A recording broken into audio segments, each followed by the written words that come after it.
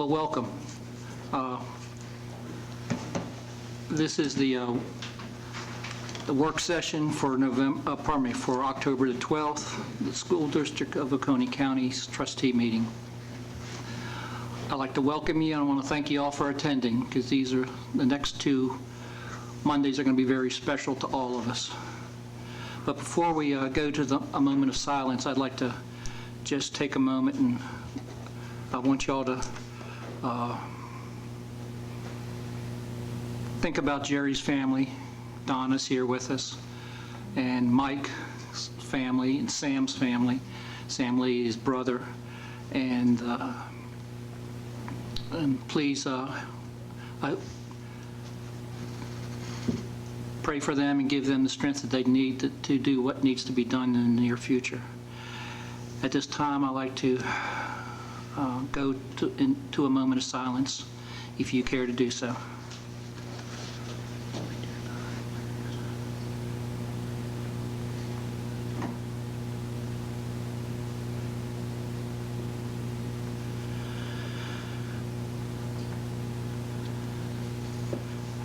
Thank you.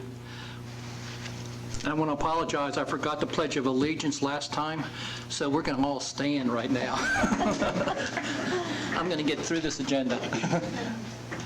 Salute, pledge. I pledge allegiance to the flag of the United States of America and to the republic for which it stands, one nation, under God, indivisible, with liberty and justice for all. Thank you. You may be seated.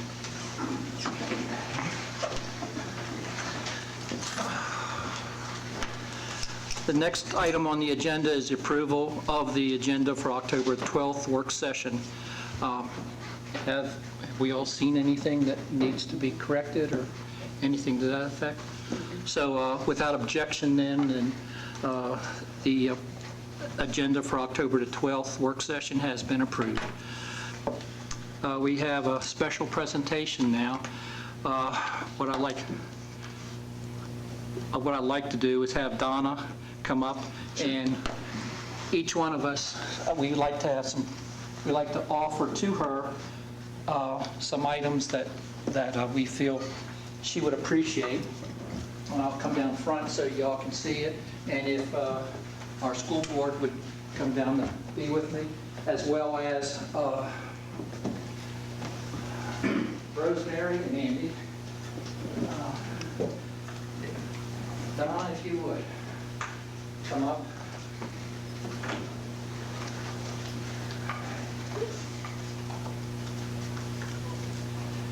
If you don't know who this is Jerry's older school board. And you notice they resemble that. And this is his current. So the school district would like to give this to you in honor of Jerry, because there's an awful lot of love here for what he's done for 30 years. I can't fathom doing something for 30 years.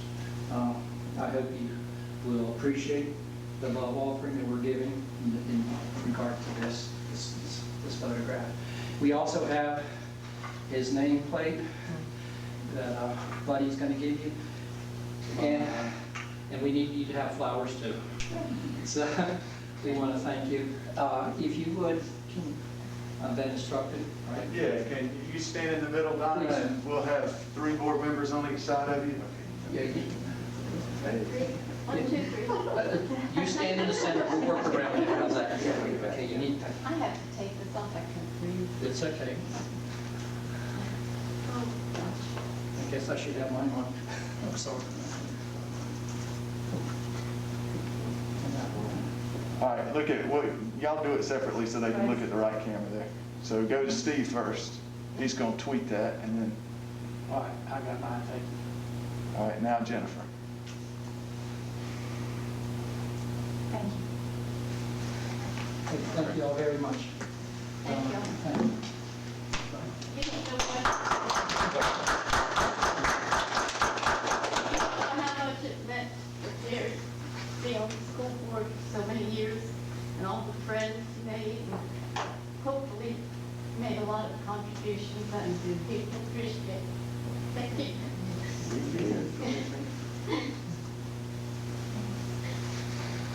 Denise, you want to give that to Debbie? I think she's going with Debbie. You just place it on Gloria's desk if you like. And you got one more meeting to suffer through, so stay.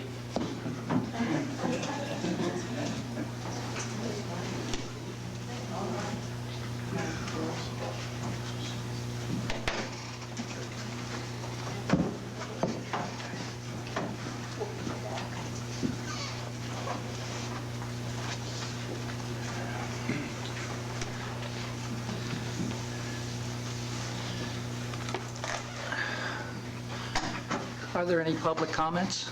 Okay. I am starting something that Jerry used to do. He said, Joe, all you got to do is just put a check mark beside the agenda items and you won't forget them. So I'm going to do check marks this week. Okay, we're looking at now the discussion items in Dr. Thorsland, Superintendent's report. Yes, I wanted to share some information about just our situation with students and their instructional options. Of course, you guys know that we have approximately 80% of our students in face-to-face instruction. About 20% are participating in virtual instruction in our SDOC at home option. And when you approved our plan back over the summer, we had appeals for the end of the first 9 weeks for students to be able to change from one instructional model to another. And I was going to let you know that the end of the 9 weeks for high school students is Friday, October 23rd, so that's coming up. And then the end of the 9 weeks for elementary and middle school is actually Monday, November 2nd. The reason that they're two different dates is because of our leap days. Our elementary and middle school students actually get 185 school days this year. So that's why there's a little delay for the end of their 9 weeks. Our principals, by and large, have been trying their best to accept students back into their school. The overwhelming majority of our requests have been from SDOC at home students wanting to come back to face-to-face instruction. And where space has been available, some principals have been accepting students back. We will talk to principals later this week, and we hope to be able to accommodate more requests even at those two times, the end of the 9 weeks. So principals will be communicating with the families who have requested a change. And then the other big time for change is the semester. And what you approved back in the summer gave families a guaranteed opportunity to change at the end of the semester. And we've been discussing that. It could create quite a bit of planning. So I wanted to share with you what we're planning to talk to principals about Wednesday, and just kind of show you a draft survey that we're going to send to all parents. We hope to send this survey out early November, and then we would like for it to be back the Friday before Thanksgiving, which is November 20th. And Shannon is actually going to show you, I think the other tab has it up. This is the actual survey, the draft form, but she's going to fill it out for my daughter just so you can see how simple it is. But it's the information that we'll collect. So she's going to type in parent first name, she'll put my name in there, my email, and then it asks for my phone number as a parent, student first name, my daughter Emma, who's in 10th grade, and that's good. Then you scroll down and select the school that your child attends, the grade level that your child is in, and then the big question there is those three options. If you'll hold off just a second. She's selecting the first one for my child because Emma's going to stay doing what she's doing. She's face-to-face now, and she's going to stay in face-to-face. But you can see there's a place for a change. Now, once Shannon hits submit, it's going to be finished for Emma because she's not changing. If the parent was requesting a change, it would ask for additional information. If you're changing from face-to-face to virtual, you're going to have to guarantee that you have reliable internet at your house and that series of questions that make sure you're a good candidate for face-to-face. If you're going the other direction, we're going to ask for your address and your busing information just in case transportation becomes an issue. But if they're just saying, no, we plan to stay the same, it'll be as simple as hitting submit. So she can hit next. And since we selected that, it's just submit. Had we selected change, there'd be a few more questions to verify that we're okay. And then if she'll go back to this page, so our principals will have access to this. And if she scrolls down to high school, scroll and click on Walhalla High, and now you should see, it'll take it a second for some reason to populate, but now you can see the 2 Thorsland children in there. So our principals will have a live access to which parents have responded, and we're asking for it to be back on Friday, November 20th. That will give them the 3 days prior to Thanksgiving, the next week, to go over that list, verify any omissions, students or families that haven't completed the list. They can call them and get them to complete it. And then by Thanksgiving break, our hope is that we'll know how many students are going to be at home, how many students are going to be virtual for the second semester. And then that will allow us to plan. That gives us about 3 weeks to plan before Christmas break. The reason we need that, similar to the case I made in the summer, is it's very possible that we're going to have teachers who are virtual right now that move to a face-to-face setting. There's a high likelihood that some of our students will get new teachers second semester because of changes like that. And in many cases at the high school, a student schedule may need to change as well based on what the course offerings were for virtual and what they are face-to-face. So there'll be a lot of planning to do in those 3 weeks so that when we get back from Christmas, we'll be ready to pretty much get the second semester started. I think for high school, they have 1 week of first semester when we return, but before we blink, it would be second semester. So that's our plan right now. Just kind of wanted you to see what our intentions were. The only other thing I'll mention is you have seen a tremendous increase in COVID cases in our county over the previous 2 or 3 weeks.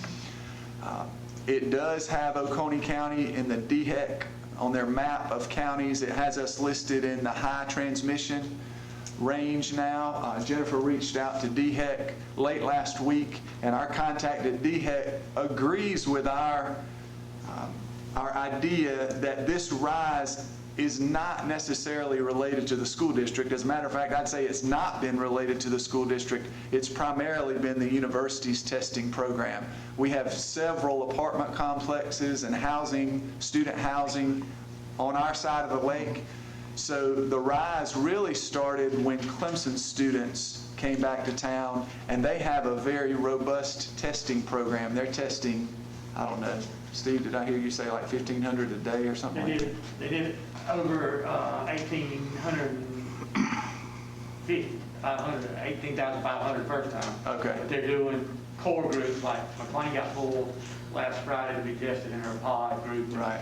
That number's up there in the 1,200 or 1,500 range. So we feel strongly that the university has had a big impact on the overall numbers for our county. Now, I do want to be completely transparent. Probably the last 3 or 4 school days, we have seen an increase in cases within the school district, but we're not seeing still 40 and 50 or even double digits. We're seeing, instead of 1 a day, we might be seeing 2 or 3 a day over the past 3-4 days. We'll continue to monitor. We've talked to Sherry McLaughlin, our lead nurse, and we've had conversations about closing classes. As a matter of fact, last week we did make the decision to close a kindergarten class at one of our elementary schools, and that was because of an employee who tested positive who had been in close proximity to the students. And then we closed a single class at one of our high schools as well because there were multiple cases within that one class. So we decided to give that class a break, which meant all the students in that class get a 2-week transition to virtual classes. But we're staying on top of it. I do want to really brag on our nurses. They are putting the time in. Sherry particularly, but all of our nurses they're fielding those phone calls in the evenings, on the weekends. They're helping the principals do the contact tracing so that we can determine who else needs to stay at home. to avoid transmission, so they're working really hard. The positive, I'd say, is we've been in school 7 weeks, and it's been 7 good weeks. I'm still a firm believer that face-to-face instruction is better academically for students than virtual instruction.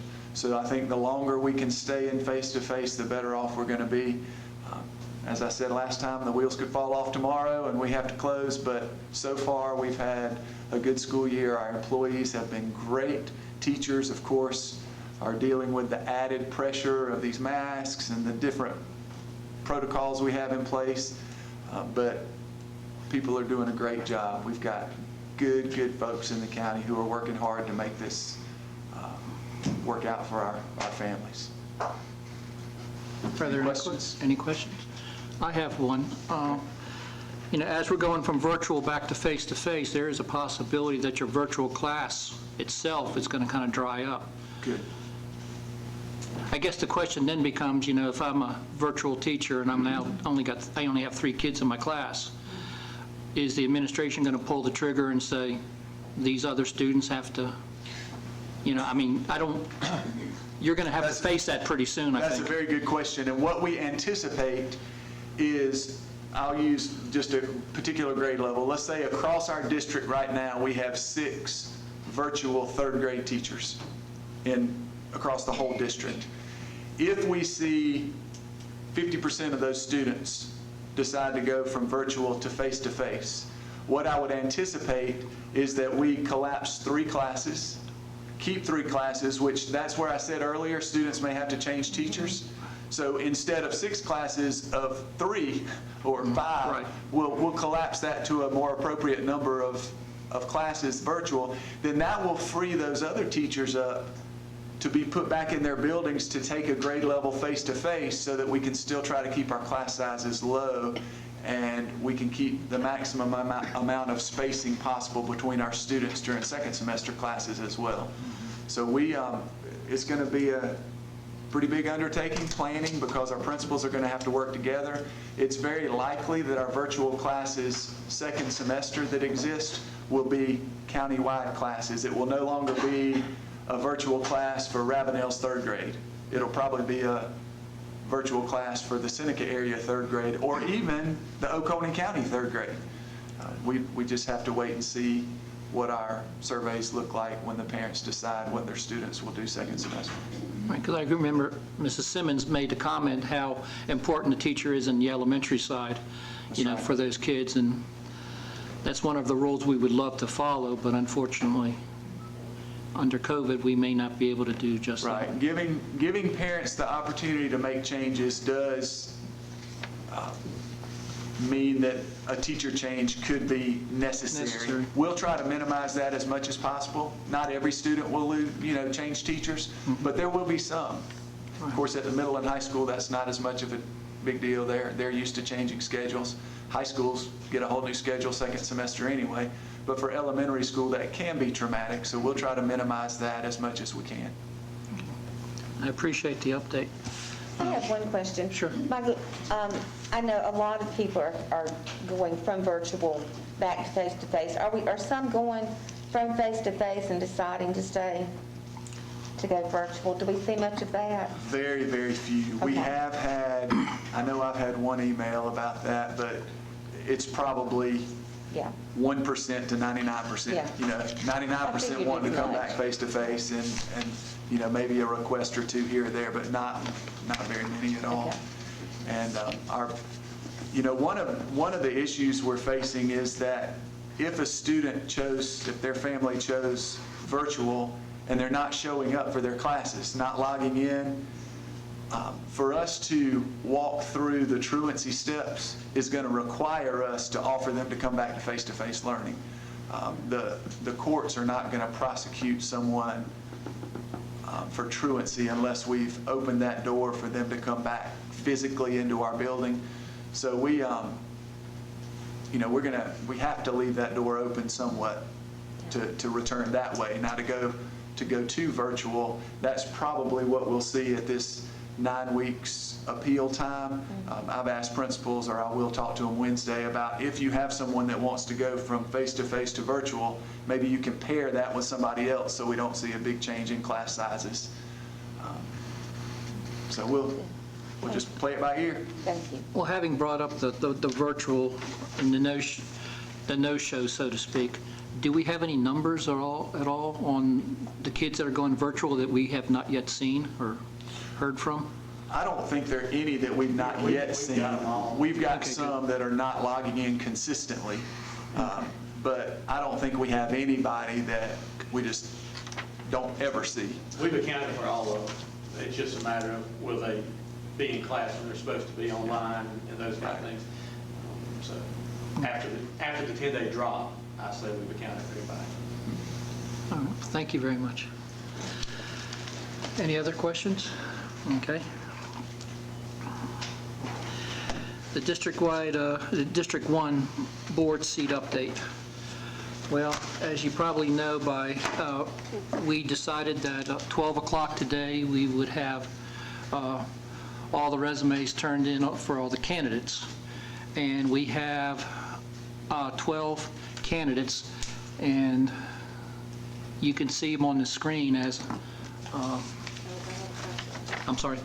I don't have the list here. Oh, okay. I'm sorry. No. I have the policy.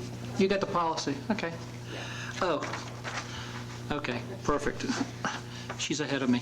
Out of the 12 candidates that we have, I'm going to just, this is not in any order, and I hope I pronounce all your names correctly, but Randy Abbott, Steve Anderscow, thank you, Dean Baer, Richard Blackwell, Jeff Bright, Kay Corning, Cynthia Dalton, Amanda Holder, Kurt Kreuzberger, Leanne Parker, Steve Smith, and Mike Tarner. Those are the names that we have been given. But we have one individual that is still an employee, and we have a policy that I spoke with her about, and the policy is, I got it somewhere. You can probably see it better than I can find it. Got it. It states the following. This is section 5919-300. It shall be unlawful for a school trustee to receive pay as a teacher of a free public school that is located in the same district of which such person is a trustee. Bottom line, what? You can't work for us and be the boss at the same time. So we spoke with the individual, and if her name is eventually decided upon, she will resign from her office. Okay? If you want to, just for information, if you want to go to the general provisions and look at Title 59, there is a whole list of things that trustees can do. So that might be something interesting if you're interested in being a trustee. There's a lot of policy written there. All right, so this is what we have. We have 12 individuals. After the meeting, we're going to go into closed session. It's going to be a long one, because what we're looking at doing is the following. We're going to review all the resumes. We've already reviewed them at least 2 or 3 times, because as they came in, we were reading them. We are going to come back and basically score them. We will discuss as a group. Basically, it's the same procedures that you would probably use when hiring any individual, if you're familiar with those procedures. Our goal then is to have tonight or tomorrow morning, we will have a list of the individuals that we will consider interviewing on the 20th. 19th, thank you. 19th, my fault. The 19th, to complete Jerry's 2-year term. We basically have decided that we're going to try to start at 4 o'clock on the 19th. It will be executive session first. We'll interview. It could be around 20 minutes for each individual. Then we will decide after those individuals have been interviewed, we'll come back with a person. And during the open meeting on the 19th, we will present that individual that will complete Jerry's 2-year term. This will give us the ability to have a complete functioning school board by the 4th. And I'm right about the 4th because that's after the election.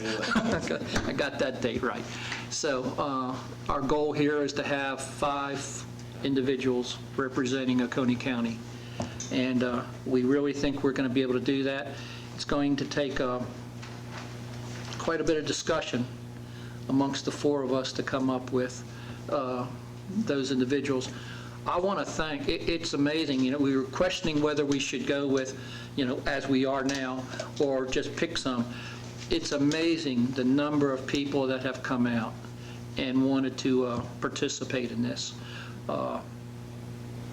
There's a wide range of individuals. Most of them I have never laid eyes on, and I assume most of us have not, but it was quite interesting to see these individuals obviously reading following the media and wanting to respond and participate in this. I guess what I'm trying to say, it's good to have people participating in local elections.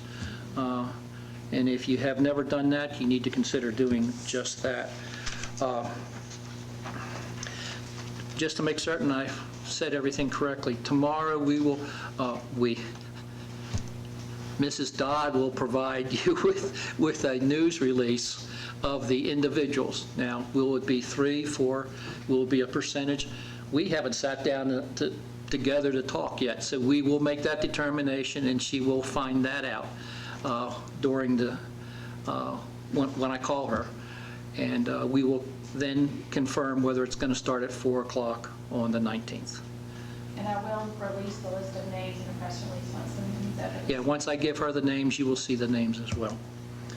And so y'all can, okay.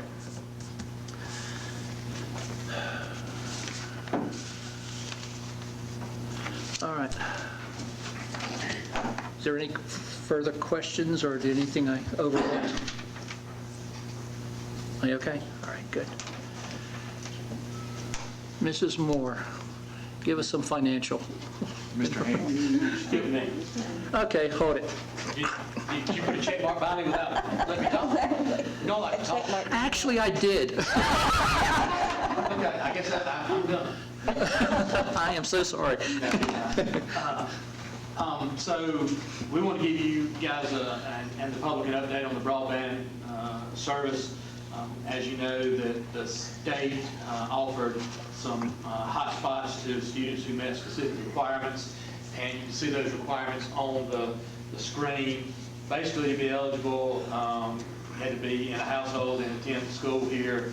The household doesn't have existing internet service, so you couldn't say, okay, we're going to get this instead of paying our $50 a month that we're paying and disconnect that. And the big one was the annual income of 250% or less of the federal poverty guidelines, and you can see what it is. The minimum we would have would be a 2-member household, because with the kid there, but you can see what the dollar amounts for those would equal on an annual income basis and a monthly income basis. So the state worked with Verizon and AT&T, and you can see in the chart below. But what I am happy to tell you is between the time this paperwork was done last week so that we could get the document ready for the meeting and send it out in time and do all that, we now have deployed all 701 devices. Now, what we typically do, and talking with Mr. Shepherd, is last Thursday, the last devices that we have on this list were deployed, given out. We had to set some of them up. What we typically do is wait about a week and a half to make sure there are no issues. Sometimes we've had to change a Verizon for an AT&T just because of where they live and a better opportunity for service. So we still will have a few left, and so the process, just so people know, is there's an application that you have to complete, and we typically have that online. But we do a messenger call, which is our calling system, which connects to your Power School information and pulls a phone number and an email. And Mr. Shepherd's department does a messenger call every time when we're getting ready to open up that application again. So unless something changes, we will open it up for a brief period of time, probably around the 19th. If folks haven't been getting the call to say that it's available to them and they're interested, they may want to reach out to their school and talk to the data clerk to make sure that their information is up to date on the computer, because it pulls every night directly from those numbers. And so if they feel like they haven't gotten the information out there and they might qualify, we'd love for them to get on the list, but we're using the contact information we have. So if, Ms. Gibson, if you'll go to the last diagram, I guess page 4, the deployed, it's got the blue and the, so really now, and Mr. Shepherd asked me that I wanted to, and I said no, but really now all these are blue. So that means that we have all these locations in the county where the state has provided and our technology department has helped them get to it, and in some cases set up broadband access, hotspot access to the internet for our students and their families. And we say 701, we can't disaggregate the data and pull it from Power School to match up families, because this program doesn't do that. But we know it's more than 701 kids because some of the houses have 2 or 3 kids.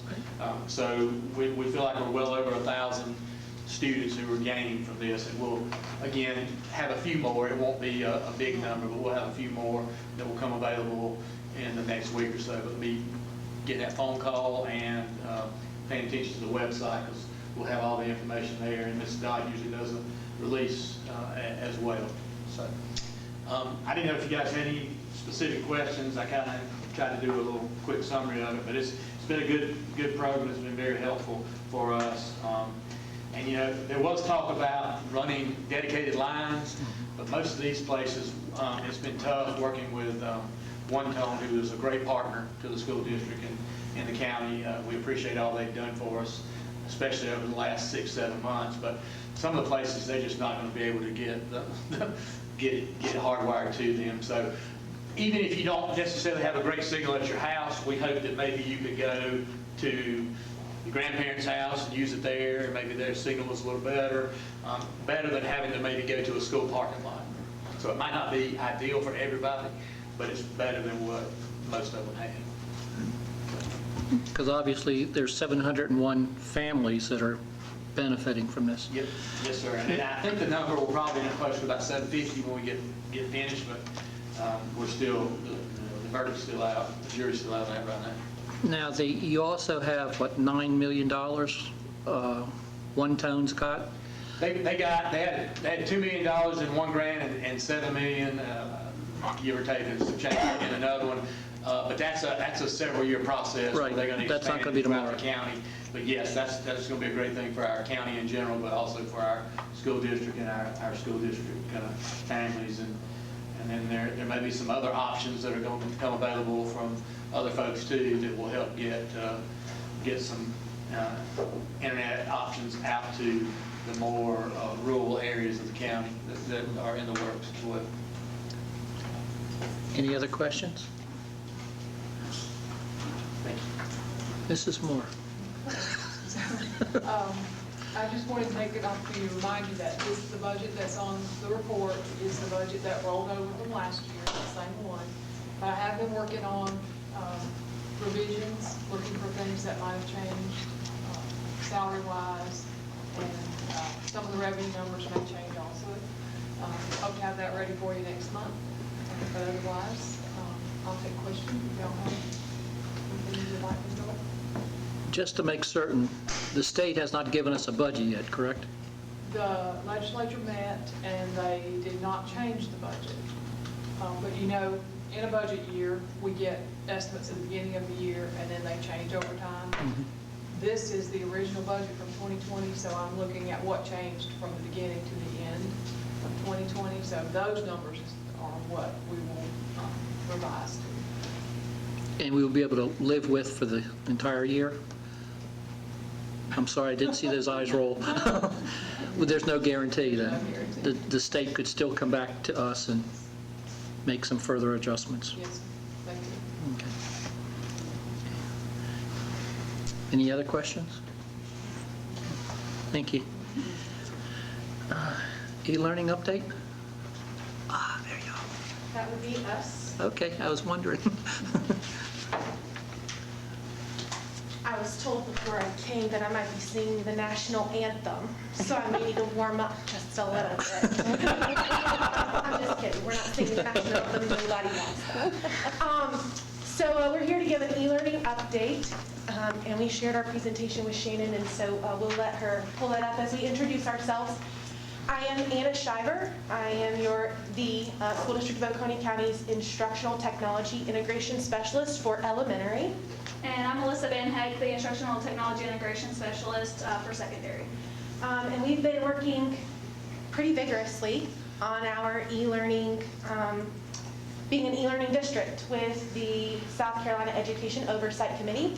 As you may know, e-learning allows us to continue learning on an inclement weather day. Normally on our inclement weather days, we are out of school for the protection and safety of all of our students and our staff, but we will be continuing learning at home through our technology.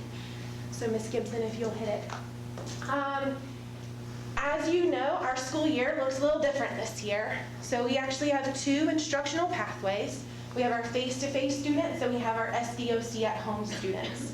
And as you'll see on our nice infographic, e-learning falls under both of them. So both of our face-to-face students and our SDOC at home students will adhere to our e-learning days and the requirements and expectations that are associated with them. And so to go into details of that, giving again that brief overview, these days are in lieu of inclement weather. Students are assigned their scheduled classwork, so the learning can just continue. And teachers will hold office hours on those days in order to support the learning. And we'll go into the specific details of office hours in a moment. Students are required to complete and submit the tasks that are given for that day in order to be counted present. And they have up to 5 days upon returning from the inclement weather time to complete those tasks. Just in case internet or the computer didn't do exactly what they needed them to do, we're granting them the 5 days of extra time to complete that work. So to go into a little bit more detail about the expectations, as you'll see here, the assignments, we do have different requirements based on grade level, and a lot of that's based off technology and things like that. So PIP 4K and 5K students will receive a quarterly instructional packet, and that will be sent home in their at-home folder. And then due to our first and second graders, how they log into the Chromebook using QR badges, we have had to develop a contingency plan where those students will receive a packet as well if they do not have internet at home. And then we have assignments and videos, and this will be for our 3rd through 12th grade. They will utilize the technology and their LMS, Google Classroom and Canvas. Their teachers will post their assignments. They will download those. If they don't have internet, they can work on those assignments offline, and then they will submit those once they get back to the internet. Attendance will be taken on e-learning days. Students do have 5 days to submit their assignments upon returning to school. Again, that's for those students who do not have internet at home. Grading will also take place, so teachers can assign work for grades. Again, they have those 5 days to complete the work, and then teachers can deduct 10% of the grade after the 5 days if they do not complete those assignments. And as Anna mentioned, teachers will be required to hold office hours from 10 to 11 in the morning. Teachers are required to post the assignments by 10 a.m. And so that was so that a teacher is available right away if the students want to jump on it and go ahead and work first thing in the morning. And then the teachers are also required to be back available from 2:30 to 3:30 as well. This is a snapshot of the instructional time that teachers are expected to provide assignments for students. So I won't go through the whole thing, but you can see here, as you go up in grade, there is more time allotted. So for our first, second, third through fifth graders, it's about 2 to 3 hours. And then when we get to the high school, it's 60 minutes per course at 4 hours. So we've done a good bit of work in terms of communicating with our community, our families, students, teachers. We've released 2 press releases. We've got out 2 press releases. Both of them have included information in addition to Facebook Live opportunities where our awesome superintendent and our awesome assistant superintendent of instruction have gone live on social media, something that they were potentially very hesitant to do, but we nudged them right along. And they did a great job on our first one. We have our second one tomorrow afternoon, where we have opened it up to questions from the public. They filled out a Google form and submitted those questions that they might have had with that, and we've answered them. In addition to providing any updates and changes from our mock days, because our mock days were they were a practice, just see what wrinkles need to be ironed out and those kinds of things. We also created a website that ventures off of our district website. And this goes over not only e-learning, but our SDOC at home, our distance learning plan, but also providing tutorials on how to do things within the Chromebooks, within Google Classroom, and within Canvas. So lots of good communication going on. So as Anna said, we've had a lot to prepare for. This is new for us. And so the Oversight Committee does require that we hold mock days, which is nice because we're able to practice what we're expecting students and teachers and families to do. So Shannon, if you'll go to the next slide. We did have 2 at-school mock days. One was on September 17th, it was a half day, and then we had another on October 1st, and that was a whole day. Both of those went very well. Again, they were meant to practice, so we did run into some things, and we've worked through some things, which has been great for us to be able to support teachers. As you can see, this is just a snapshot of what would happen prior to the mock day, during the mock day, and after the mock day. This was the guidance that we gave teachers, as well as parents have been informed on this as well. And then we have our at-home mock day coming up this Friday. And so, again, you'll see what we are doing prior to the mock day, during the mock day, and after the mock day. But students will be at home practicing. Teachers will be in the building. They will be holding those office hours.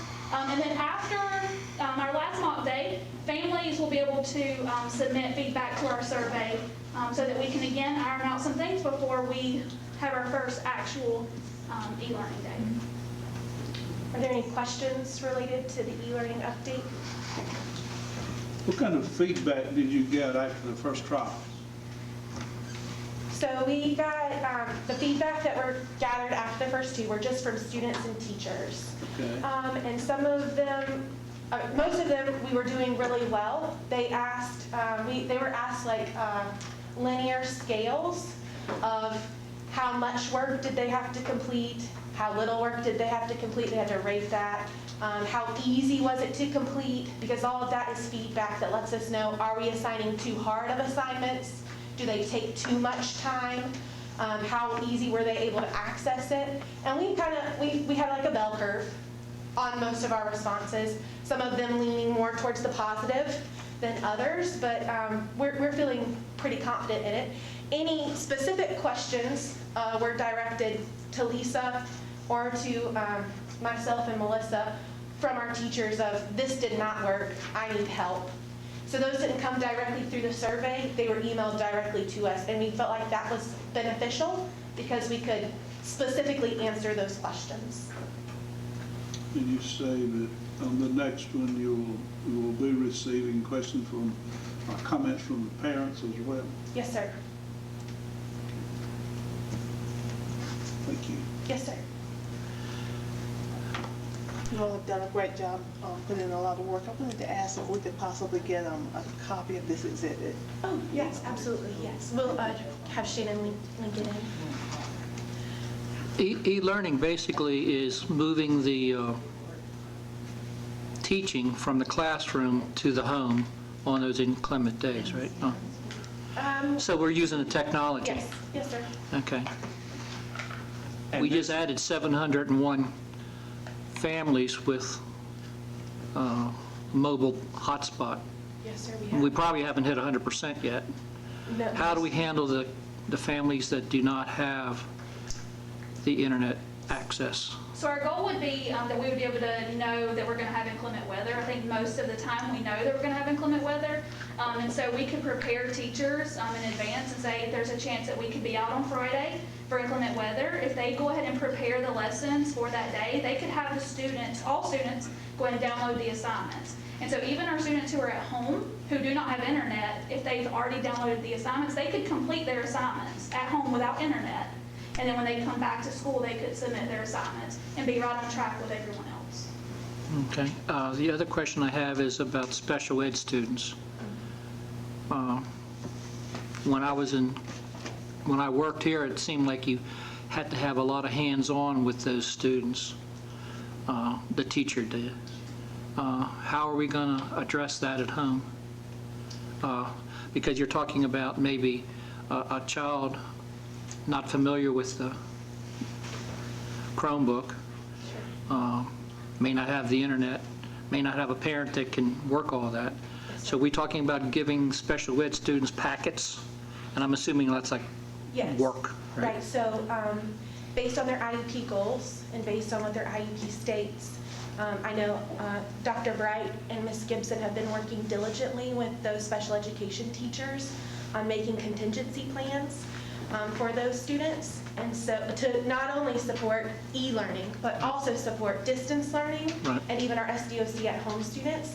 And so packets are definitely a part of that process if it meets the students' needs, which is what the IEP would do. All right, there was an email that I got that basically the teacher was saying, I have to know who has internet access, who does not, and establish packets for those individuals.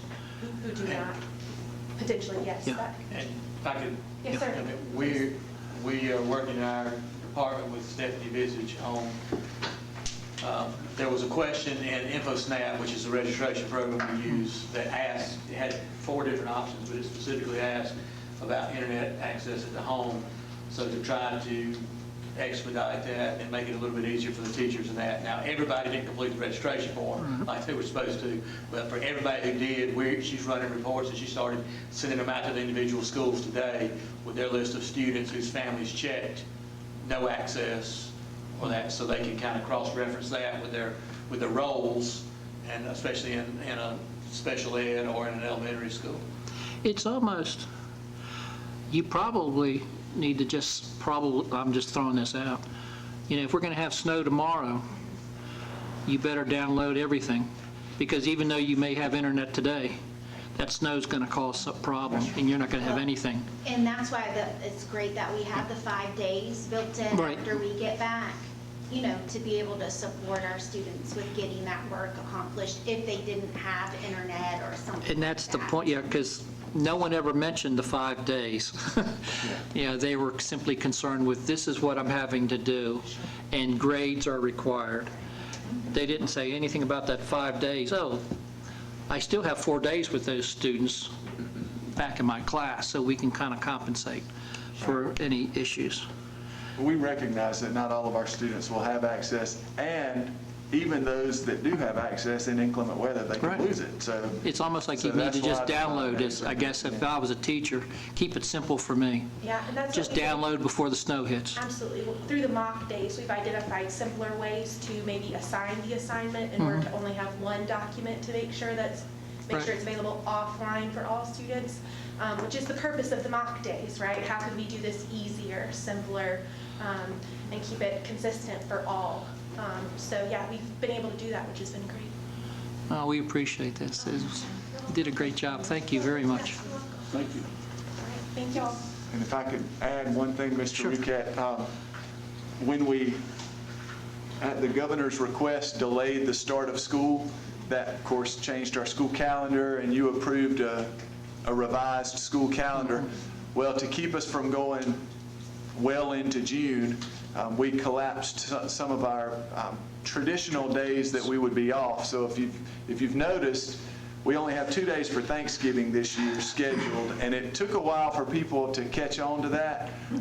But people are catching on to that, and they're not too happy. So we may have a snowstorm on the Wednesday before Thanksgiving. We're not sure yet, but we may get to practice e-learning again that day. So we'll figure that out.